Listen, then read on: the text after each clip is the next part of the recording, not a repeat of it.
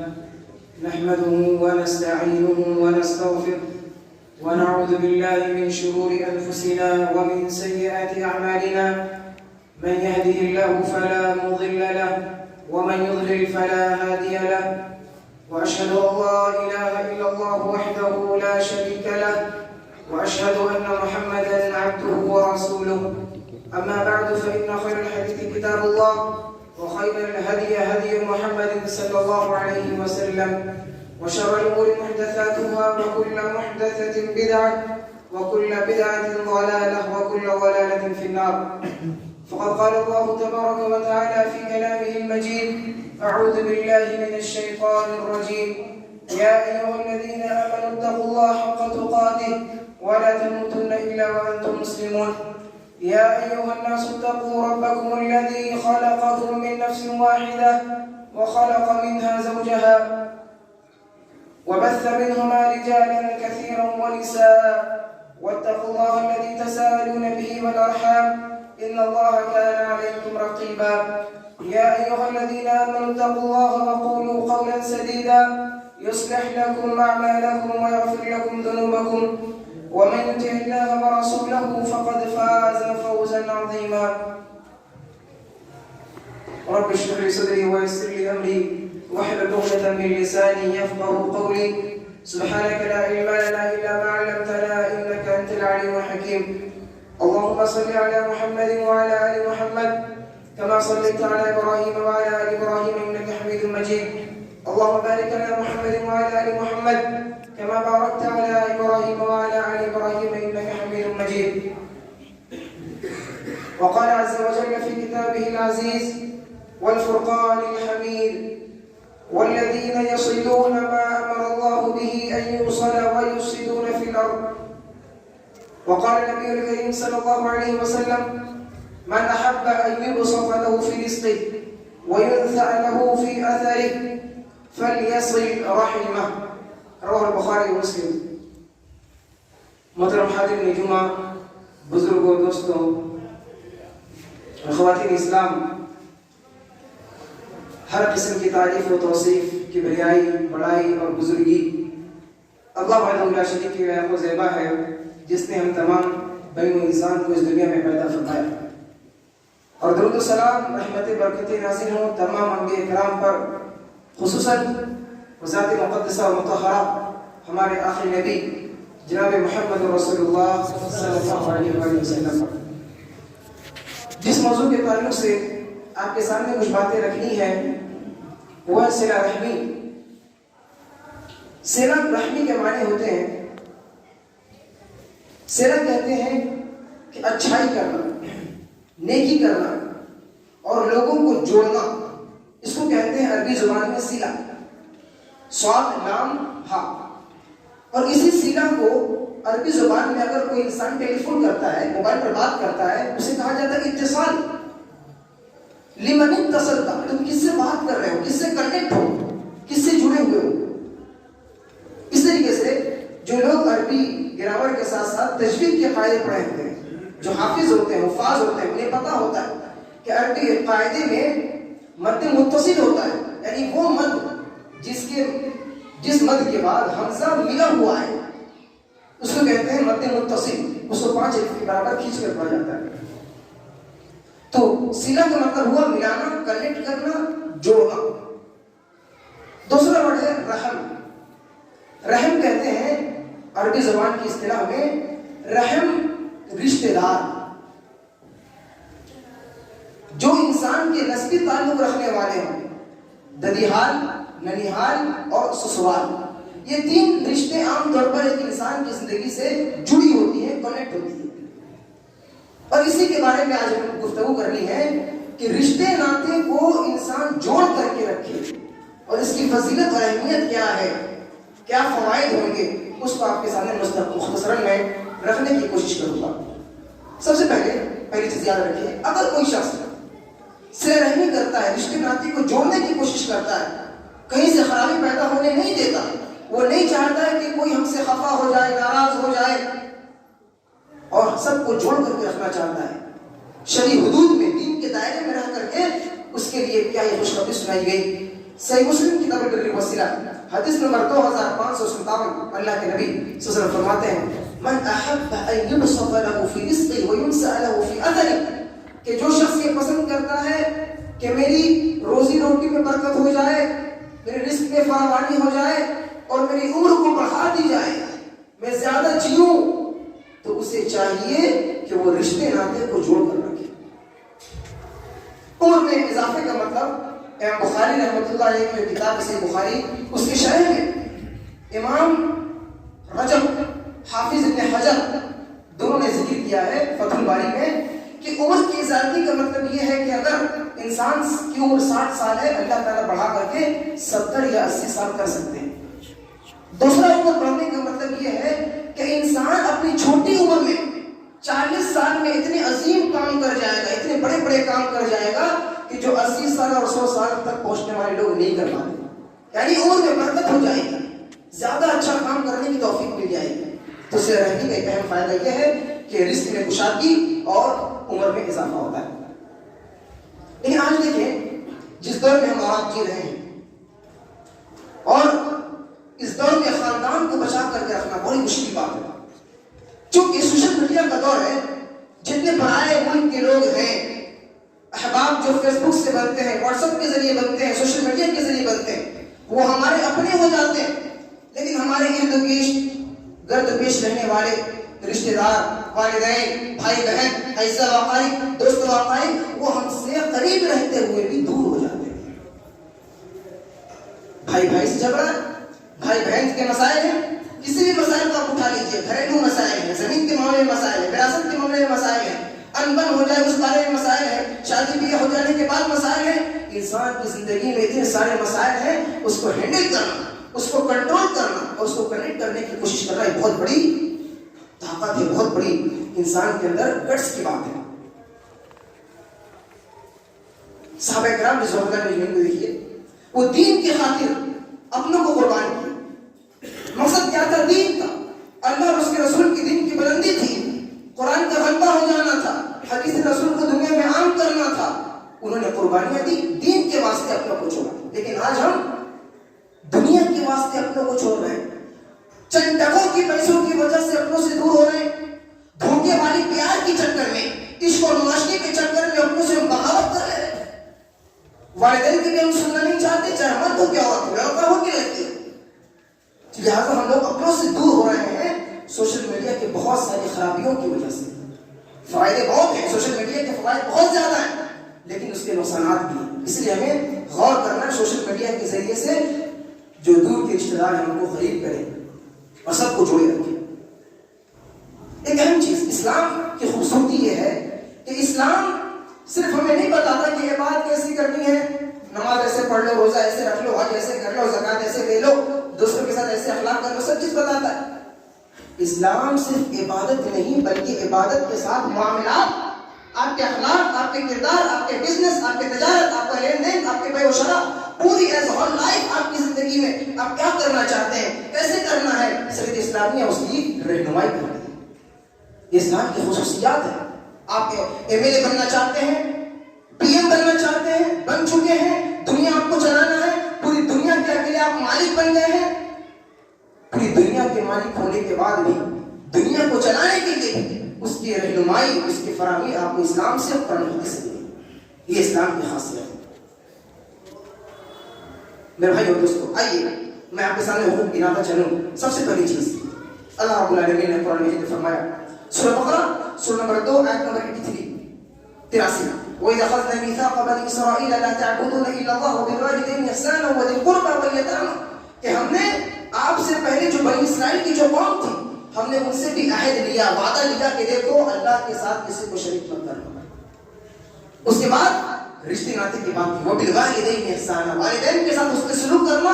والدین کے بعد نمبر آتا ہے عیسیٰ و اقارب کی، دوستوں احباب کی، کوئی اسٹیپ گنائے گئے ہیں قرآن کی آیت نمبر 83 میں سورہ بقرہ کی، کہ پھر یتیم ہیں، مسکین ہیں، بیوہ ہیں، عیسیٰ ہیں، اقارب ہیں، دوست ہیں، احباب ہیں، ارد گرد پیش میں رہنے والے لوگ ہیں، آپ کے پڑوسی ہیں، تمام کے حقوق اس آیت کے اندر گنائے گئے۔ اب آپ غور کیجیے، حقوق اللہ کے بعد، اللہ رب العالمین کے حق کو ادا کر لینے کے بعد، سب سے پہلا حق حقوق العباد معاملات میں، بندوں کے حقوق میں جسے ہمیں ہمیشہ کے لیے جوڑے رکھنا ہے وہ والدین ہیں۔ توحید کے بعد اللہ رب العالمین نے قرآن مجید میں والدین کا ذکر کیا، اللہ رب العالمین نے اپنے حقوق کے ساتھ والدین کے حقوق کو ذکر کیا، لیکن آج ہم اس معاملے میں فیل۔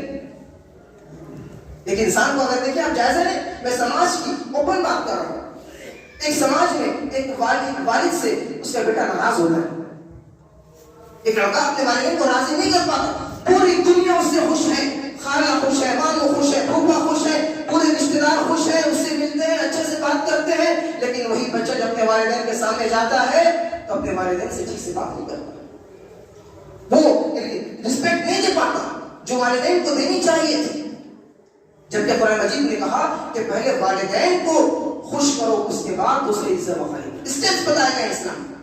اب بتائیے کوئی انسان 10 کلاس کے ایگزام کو پاس نہیں کرتا، اب وہ سوچتا ہے کہ میں 12 میں ایگزام دوں گا، ممکن ہے؟ اس کو 10 کلاس پاس کر کے پھر 12 کی کلاس میں ایگزام میں بیٹھنا پڑے گا، تو والدین کو اگر ہم ناراض کر دیں تو ہم پہلے اسٹیپ میں فیل ہیں، اور والدین کو ناراض کر کے چاہتے ہیں پوری دنیا ہم سے خوش ہو جائے، بیکار ہے۔ اس لیے اللہ رب العالمین نے کہا تم مال خرچ کرتے ہو، مال خرچ کرنے میں سب سے پہلے حقدار تمہارے والدین۔ یسألونک ماذا ينفقون قل ما انفقتم من خیر فللوالدین، جو مال تم خرچ کرتے ہو سب سے زیادہ حقدار تمہارے والدین ہیں، والدین کے اوپر خرچ کرو۔ لیکن آج دیکھیں بنگلور کی رپورٹ کے مطابق، جب میں وہاں تھا تو بنگلور کی جو ایئرپورٹ ہے، ایئرپورٹ کے کنارے کے اولڈ ایج ہوم ہے جس کا نام ہے آشیانہ اولڈ ایج ہوم میں، وہاں کے کارکنان نے یہ بتایا کہ ہم لوگ اب تک تقریباً 200 والدین کو، 200 ماں باپ کو ہم لوگوں نے تدفین کی، ان کی جنازہ کی نماز پڑھے اور ہم لوگ ان کی قبر میں دفن کی اتارے۔ بنگلور کی رپورٹ ہے میرے بھائی اور دوست۔ اسی لیے ہمیں اور آپ کو دیکھیے اس معاملے میں انسان کی طرح بحث ہو جاتا ہے۔ لوگ یہ بھی کہتے تھے کہ بھائی ہمارے والدین اس لائق نہیں ہیں، آپ نہیں سمجھیں گے، میرے والدین تھوڑے الگ قسم کے ہیں، الگ ٹائپ کے ہیں، انہیں سمجھاؤ نہیں سمجھتے، مناؤ نہیں مانتے۔ تو کیا اللہ رب العالمین کو اس بات کا علم نہیں تھا کہ آپ کے والدین تھوڑے الگ ہیں؟ آپ کے والدین کے لیے اللہ رب العالمین کو کیا الگ سے کوئی آیت نازل کرنی چاہیے تھی کہ نہیں اس کے والد الگ ہیں اس لیے کچھ الگ احکام اتارو؟ دنیا کے جتنے والدین ہیں، مسلمان ہو، کرسچن ہو، یہودی ہو، عیسائی ہو، جس مذہب سے جس دھرم سے تعلق رکھنے والے ہوں، اگر آپ مسلمان ہیں اور آپ کے والدین جس دھرم سے تعلق رکھنے والے ہوں، اسلام یہ تعلیم دیتا ہے اپنے والدین کے ساتھ عزت سے پیش آنا، اپنے والدین کی اطاعت کرنا، ان کی فرمانبرداری کرنا اور ان کے سامنے اپنے سروں کو اور اپنے کندھوں کو جھکائے رکھنا۔ یہ اسلام کی تعلیم ہے۔ اس لیے میرے بھائیو، والدین کے بعد آگے چلتے ہیں۔ والدین کے بعد ہے اعزہ و اقارب اور رشتہ دار۔ والدین کے بعد دوسرا حق بنتا ہے ہمارے رشتہ داروں کا، جیسے کہ میں نے بتایا ددیحال ہے ایک طرف، ننیحال ہے ایک طرف، سسرال ہے۔ اب والدین کے بعد ان کا نمبر آتا ہے، اس کو ہم کیسے جوڑے، اس کو جوڑے رکھنے کی فضیلت اور اہمیت کیا ہے؟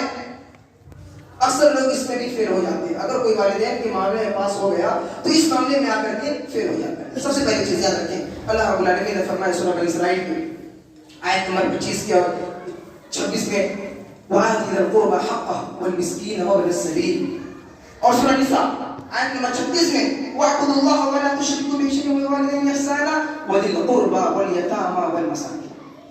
والدین کے بعد جس کا نمبر لیا گیا، جس کا نام لیا گیا، وہ ہے رشتہ دار، اعزہ و اقارب۔ اب آپ دیکھیں چھوٹے موٹے مسائل میں انسان ایک دوسرے سے خفا ہو جاتا ہے، ناراض ہو جاتا ہے، اور اس ناراضگی کا سبب یہ بنتا ہے کہ اختلاف کی وجہ سے ایک دوسرے سے الگ ہو جاتے ہیں۔ معاملہ یہاں تک دیکھا گیا، اگر دو بھائیوں میں اختلاف ہے، یہاں تک کہ دو بھائی ایک ساتھ نہیں رہ سکتے، وعدہ کیا ہوا کہ ہمارے پاس میرے امی رہیں گی، تمہارے پاس تمہارے باپ رہیں گے۔ اپنی زندگی میں بھائیوں کے چند اختلاف کی وجہ سے اپنے والدین کو جدا کر دینا اور الگ کر دینا، انہیں زندگی میں ایک ساتھ رہنے نہ دینا۔ زندگی کے آخری موڑ پہ بھائی نے ماں کو لے لیا، دوسرے بھائی نے باپ کو لے لیا۔ میرے بھائی اور دوستو، یہ چیز بڑی بدبختی ہے اور ہمارے سماج اور معاشرے کی ایک بہت بڑا یہ المیہ ہے، ایک بہت بڑی بدا ہے۔ اعزہ و اقارب میں ہے، ٹھیک ہے، دوست ہے، ہمیں سب کا خیال کرنا ہے، لیکن آپ جہاں بھی رہیں والدین کو ایک ساتھ رکھیں، والدین کو ایک ساتھ رکھیں، ماں اور باپ کو ایک ساتھ رکھیں، کہ اس میں ہمارے لیے بھلائی ہے۔ اس کے بعد غور کیجیے، ایک واقعہ دیکھیے، رشتے ناطے کو جوڑنا کیسا ہے۔ ابوبکر صدیق رضی اللہ عنہ ان کے ایک رشتے دار تھے، خالہ زاد بھائی، خالہ کے لڑکے تھے، مستح رضی اللہ عنہ۔ جب واقعہ یہ ہوا، جب عائشہ رضی اللہ عنہ پر زنا کا الزام لگا تو یہ مستح رضی اللہ عنہ بھی اس الزام میں شامل ہو گئے تھے، وہ بھی پھسل گئے تھے، منافقوں کے اس میں بعد میں آ گئے تھے۔ اور بکر صدیق رضی اللہ عنہ کو یہ پتہ چلا کہ یہ مستح، میں اس کا خرچہ پانی چلاتا ہوں، وہاں پیسہ دیتا ہوں، کپڑے دیتا ہوں، کھانے پینے کو سامان دیتا ہوں، راشن دیتا ہوں، اور یہ میری بیٹی پر الزام لگا ہے، لہٰذا ابو بکر صدیق رضی اللہ عنہ خرچہ پانی دینا بند کر دیتے ہیں۔ اللہ رب العالمین فوراً قرآن کے نازل کرتے ہیں، سورہ نور سورہ نمبر 24 آیت نمبر 22، وَلَا يَأْتَلِ أُولُو الْفَضْلِ مِنكُمْ وَالسَّعَةِ أَن يُؤْتُوا أُولِي الْقُرْبَى وَالْمَسَاكِينَ وَالْمُهَاجِرِينَ فِي سَبِيلِ اللَّهِ وَلْيَعْفُوا وَلْيَصْفَحُوا۔ کیا حکم دیا گیا؟ جو لوگ بزرگ ہیں، مالدار ہیں، انہیں یہ نہیں کہنا چاہیے کہ میں فلاں رشتہ دار کو نہیں دوں گا، معاملہ کچھ بھی ہو، رشتہ داروں کو جو راشن پانی آپ دے رہے تھے، جو تعلق تھا وہ دیجیے، وَلْيَعْفُوا وَلْيَصْفَحُوا، اور اپنے رشتہ داروں کو معاف کیجیے، اصلاح کیجیے۔ آئے کیا فرمایا؟ أَلَا تُحِبُّونَ أَن يَغْفِرَ اللَّهُ لَكُمْ، کیا تم نہیں چاہتے ہو اللہ رب العالمین تمہیں معاف کر دے؟ ابو بکر صدیق رضی اللہ عنہ کی آیت سنتے ہیں اور کہتے ہیں بلا یا ربنا انا نحب ان تغفر لنا، اے اللہ کیوں نہیں ہم چاہتے کہ تو ہمیں معاف کر دے۔ اس کے بعد فوراً اسی وقت سے خرچہ پانی واپس دینا شروع کر دیتے ہیں۔ معلوم کیا ہوا؟ ایک انسان کسی انسان کی مدد کرے تو کوئی مطلب نہ ہو، کوئی خود غرضی نہ ہو، بلکہ اللہ کے لیے ہم اس پر رحم کر رہے ہیں، اس کو ہم معاف کر رہے ہیں، اس وجہ سے نہیں کہ وہ ہمیں کچھ فائدہ دے گا، مقصد یہ ہو کہ اللہ ہمیں معاف کر دے۔ کسی کے گناہوں کو ہم درگزر سمجھا رہے ہیں، اس کی اصلاح کرنا چاہ رہے ہیں تاکہ اللہ ہماری اصلاح کر دے، کسی کو معاف کر دے اللہ ہمیں معاف کر دے، کسی پر رحم کرے تاکہ اللہ پر رحم کر دے، یہ مقصد ہونا چاہیے۔ اس لیے اللہ رب العالمین نے کہا سورہ نساء، ابھی خود مسئلہ کے بعد جو آیت پڑھی گئی، وَاتَّقُوا اللَّهَ الَّذِي تَسَاءَلُونَ بِهِ وَالْأَرْحَامَ، کہ اللہ رب العالمین سے ڈرو رشتہ داری کے معاملے میں، یعنی کہ رشتہ داری میں ہم کسی سے ملنے جا رہے ہیں، کسی کو دعوت دے رہے ہیں، اپنے عزت و اقارب کو پوچھ رہے ہیں، تمام چیز کا مقصد اور ٹارگٹ یہ ہونا چاہیے کہ اللہ رب العالمین خوش ہو جائے۔ یہ مقصد اگر ہوگا تو انسان پھر مطلبی نہیں ہوگا، بلکہ ہر چیز اللہ رب العالمین کے سپرد کر دے گا۔ سامنے والا نہیں مانتا، نہیں سنتا، نہیں آتا، نہیں سلام کرتا، کوئی بات نہیں، ہم سلام کریں گے، ہم دعوت دیں گے، ہم بلائیں گے، ہم سب پوچھیں گے، کس وجہ سے؟ اللہ خوش ہے۔ فقط بری الذمہ۔ اب دیکھیے ایک روایت ادب المفرد کی ہے اور صحیح مسلم کی بھی روایت ہے، حدیث نمبر 414، ادب المفرد امام بخاری کی کتاب حدیث کی حدیث نمبر 414، وہ فرماتے ہیں ایک آدمی اللہ کے نبی صلی اللہ علیہ وسلم کے پاس آتا ہے اور کہتا ہے اللہ کے نبی صلی اللہ علیہ وسلم اصلہ ویقطعنی، میرا ایک رشتہ دار ہے، میں اس سے جوڑنا چاہتا ہوں لیکن وہ مجھ سے بھاگتا ہے۔ کیا فرمایا؟ میں جوڑنا چاہتا ہوں لیکن وہ مجھ سے بھاگتا ہے، میں اس کا اچھا کرتا ہوں تب تک وہ مجھ سے میرے ساتھ برا کر دیتا ہے، میں کیا کروں؟ میں پریشان ہوں، کہیں میں اللہ کے یہاں پکڑ تو نہیں جاؤں گا۔ اس کے بعد اللہ کے نبی صلی اللہ علیہ وسلم فرماتے ہیں لئن كنت كما قلت فكأنما تصفهم المن ولا يزال معك من الله ظهير عليه ما دمت على ذلك، کہ وہ شخص اگر تم جیسا کہہ رہے ہو بات ویسی ہے، تمہارا رشتہ دار تمہیں ٹھکرا دیتا ہے تو یاد رکھو جب تک تم اس سے ملتے رہو گے اس کے منہ میں خاک اور راکھ بھر جائے گی۔ ہم مل رہے ہیں، سامنے والا نہیں مل رہا ہے، خسارہ اس کا ہے، ہمارا نہیں۔ بری الذمہ، ہم بری الذمہ ہو گئے، اللہ ہم نے سلام بند نہیں کیا، ہم نے بات بند نہیں کی، ہم نے فون کرنا بند نہیں کیا، سامنے والا کا یہ مسئلہ تھا، اللہ رب العالمین آپ کو اس گناہ سے بچا لے گا، اور جو نہیں آتا تھا، نہیں سنتا تھا، اللہ رب العالمین اس کی گرفتاری اور پکڑ لے گا۔ اس لیے انسان پریشان ہے۔ آئیے اس کے بعد آگے چلتے ہیں۔ اب جو انسان رشتے ناطے کو توڑے، ایک تو رشتے داری کرنے کی اہمیت، لیکن اگر کوئی توڑتا ہے جان بوجھ کر کے جانا نہیں چاہتا، اس کے بارے میں اللہ رب العالمین نے فرمایا سورہ محمد سورہ نمبر 43 47 آیت نمبر 22 اور 23، فَهَلْ عَصَيْتُمْ إِن تَوَلَّيْتُمْ أَن تُفْسِدُوا فِي الْأَرْضِ وَتُقَطِّعُوا الْأَرْحَامَ۔ بہت ممکن ہے کہ تمہارے پاس جب عہدے مل جائیں، جب سرداری آ جائے، تھوڑے مال و دولت آ جائے، تھوڑے اسٹیٹس بن جائے، تھوڑے سماج میں اٹھنا بیٹھنے کے والے مل جائے، سلام کرنے والے لوگ مل جائیں، تمہارے عہدہ تھوڑا بڑھ جائے، أَن تُقَطِّعُوا فِي الْأَرْضِ، تو تم زمین میں فساد پھیلانے لگو اور جتنے رشتے دار تھے سب کو بھول جاؤ، اب کسی کو پہچانتے نہیں۔ ہوتا ہے ماشاء اللہ، رب العالمین نے قرآن میں کہا جب تھوڑی سی عہدے مل جاتی ہیں تو پھر تم اپنے اجزاء و اقارب کو بھول جاتے ہو، پہچانتے نہیں، آپ کون ہے بھائی ہمیں پہچانتے ہیں، کوئی دوست ہوں گے لیکن ابھی آپ کیا ہے ہمیں نہیں پتا، بات کرنے کا انداز، ملنے کا طریقہ، اٹھنے بیٹھنے کے اسٹائل سب بدل جاتے ہیں. اولئک الذین لعنہم اللہ، اللہ نے کہا ایسے لوگوں پر اللہ کی لعنت ہے. فعمہم وابصارہم. اس کے بعد دیکھیں ہر جمعرات کے دن اللہ رب العالمین کے یہاں انسانوں کے اعمال پیش کیے جاتے ہیں. ایک روایت میں ہر جمعرات اور جمعرات کے دن اعمال پیش کیے جاتے ہیں. ان بنی آدم، بے شک کہ بنی آدم کی اعمال تعرض کل خمیس لیلہ، ہر جمعرات کے دن انسان کے عمل اللہ تعالیٰ کے یہاں پہنچتے ہیں. فلا يقبل عمل الا قاطع رحم، سب لوگوں کے گناہ معاف ہو جاتے ہیں، سب کے اعمال قبول کر لیے جاتے ہیں، اللہ تعالیٰ سب کے اعمال قبول کر لیتا ہے. لیکن جو رشتہ داری کے کاٹنے والا ہو، رشتہ داری کو جوڑنے والا نہ ہو، اللہ رب العالمین اس کے اعمال کو قبول نہیں کرتے. اور ایک روایت میں ہے کہ اسے کہا جاتا ہے رکو جب تک کہ اپنا رشتہ ٹھیک نہیں کرے گا اس کے گناہ معاف نہیں ہوں گے. اگر رشتہ داری ٹھیک کر لیتا ہے، بات چیت شروع کر دیتا ہے، تو ہم اس کے گناہوں کو معاف فرما دیں گے، اعمال قبول کریں گے. اس کے بعد ایک اور حدیث دیکھیے، ما من ذنب ان يعجل الله لصاحبه، ہر گناہ کی معافی ہے دنیا میں. ما من ذنب ان يعجل الله لصاحبه العقوبة في الدنيا، اللہ رب العالمین جس گناہ کا بدلہ دنیا میں بہت جلدی دے دیتا ہے. آدمی یہاں گناہ کیا، یہاں بدلہ نہیں کرے. اس میں سے ایک گناہ کیا ہے؟ البغی وقطیعۃ الرحم، کسی پر ظلم کرنا. اگر آپ ظلم کیے ہیں تو دنیا میں اللہ تعالیٰ آپ کے اوپر بھی کیا کرے گا؟ پریشانی لا دے گا، آپ بھی مظلوم ہو جائیں گے. وقطیعۃ الرحم، اگر آپ نے رشتے ناطے کی کاٹنے کی شروعات کی ہے تو پھر آنے والی نسل آپ سے بھی رشتے ناطے کاٹے گی. دنیا کے اندر اللہ تعالیٰ تو عذاب دے گا ہی، لیکن آخرت میں مع ما یدخر له فی الآخرہ، آخرت میں بھی اس پر سزا بھگتنا پڑے گا. دنیا میں بھی آخرت میں یہ دو گناہ ہیں، ایک رشتے کو کاٹنا اور پھر اس طریقے سے ظلم کرنا. آئیے دیکھیے ایک اہم نقطہ آپ کے سامنے بیان کروں.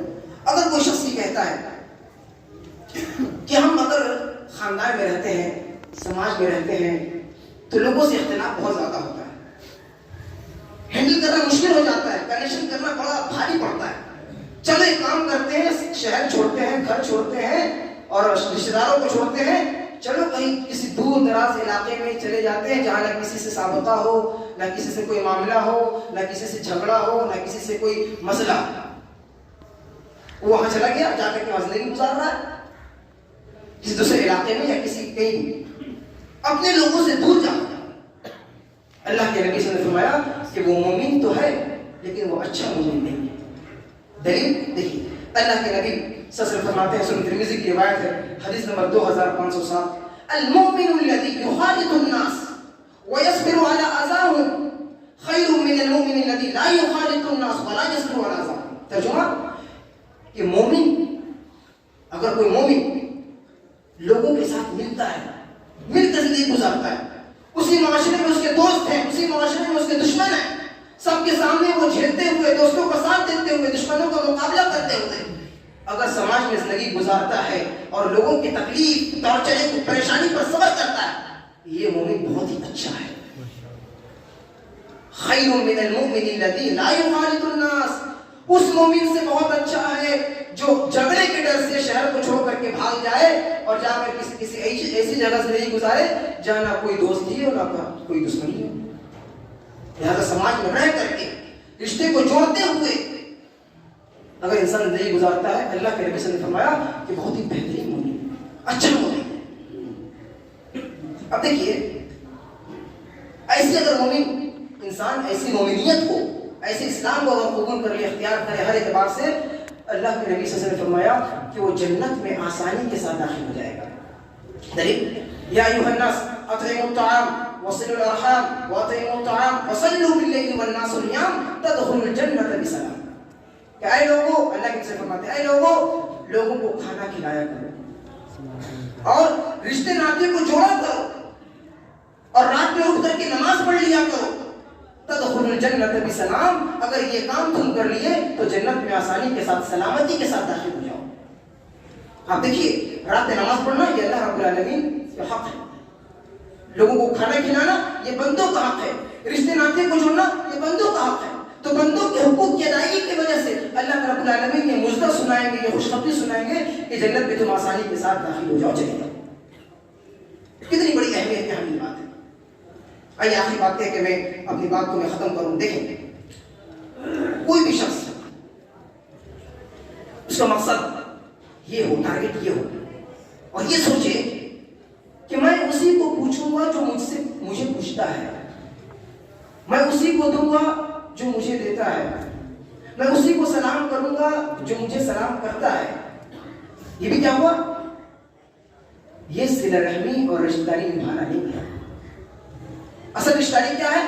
حدیث دیکھیے، صحیح بخاری کتاب البر والصلہ حدیث نمبر 5991 5991، ليس الواصل بالمكافي ولكن الواصل الذي اذا قطعت رحمه وصلها۔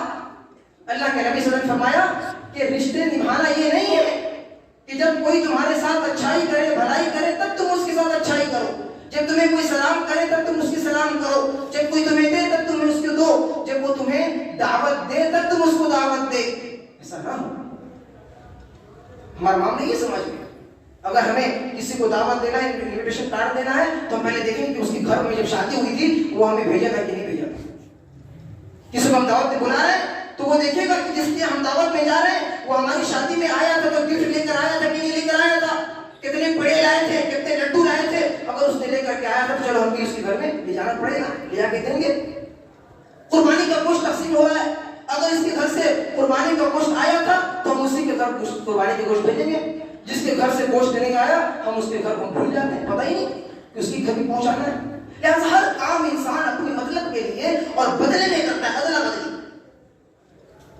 لہٰذا اسلام یہ سکھاتا ہے صلہ رحمی اور رشتے کو جوڑنا یہ نہیں ہے۔ لیس الواصل بالمکافی ولکن الواصل الذی اذا قطعت رحمه وصلها۔ اصل رشتہ نبھانا، اصل رشتہ داری، اصل ربطوں کو جوڑنا یہ ہے کہ جب آپ سے کوئی سلام نہیں کرتا آپ اس سے سلام کرو، آپ کو جب کوئی دیتا نہیں ہے آپ ایسے لوگوں کو دو، آپ سے کوئی بات نہیں کرنا چاہتا ایسے لوگوں سے بات کرو، جو آپ سے دور بھاگنا چاہتے ہیں آپ کو اپنے سے قریب کرو۔ یہ اصل رشتہ داری، یہ اصل صلہ رحمی ہے جو اسلامی نقطۂ نظر سے ہمیں یہ بتاتی ہے اور یہ رہنمائی کرتی ہے۔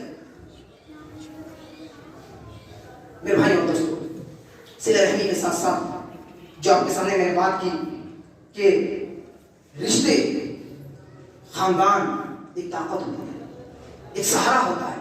ہم جب تکلیف میں گر جائیں گے ہمارے خاندان ہمارا ساتھ ہوگا، خوشی آئے گی سب مل کر خوشی منائیں گے۔ ایک کیا ہی بہترین ماحول ہوتا ہے، بہترین سما ہوتا ہے۔ آپ سروے کیجیے، جائزہ لیجیے کہ جو لوگ اکیلے تنہا رہتے ہیں اور جو لوگ اپنے خاندان کے ساتھ رہتے ہیں، ہاں تھوڑی انبن ہوتی ہے، ایک جگہ بہت زیادہ ہڑیا رکھا ہو تو آواز تو ہوگی، لیکن ساتھ میں رہنے سے جو برکت ہے، جو مزہ ہے، جو ساتھ میں، وہ کسی اور چیز میں نہیں۔ اس لیے رشتے ناطے کو کاٹا نہ جائے بلکہ رشتے ناطے کو جوڑا جائے۔ راستے بنتے نہیں ہیں، راستے بنائے جاتے ہیں، چاہے دل میں ہو چاہے گھر میں ہو۔ اس لیے یہ چند باتیں تھیں میں نے آپ کے سامنے رکھی کہ صلہ رحمی کرنے کے فائدے ہیں اور رشتے ناطے کو توڑنے کے بھی بہت سارے نقصانات ہیں۔ اللہ رب العالمین سے ہم دعا کرتے ہیں کہ رب العالمین ہمیں دنیا میں رکھے، ایمان پر رکھے، اور ہمارا خاتمہ ہو تو ایمان پر خاتمہ ہو۔ ہمیں سے جو بیمار ہے اللہ تعالیٰ سبھی کو شفاء کاملہ عاجلہ عطا فرما دے، ہمیں جو قرض دار ہے اللہ تعالیٰ ان کے قرض ادا کرنے کی توفیق عطا فرما دے۔ آمین۔ اقول قولی هذا واستغفر الله لي ولكم ولسائر المسلمين فاستغفروه من كل ذنب انه هو الغفور الرحيم۔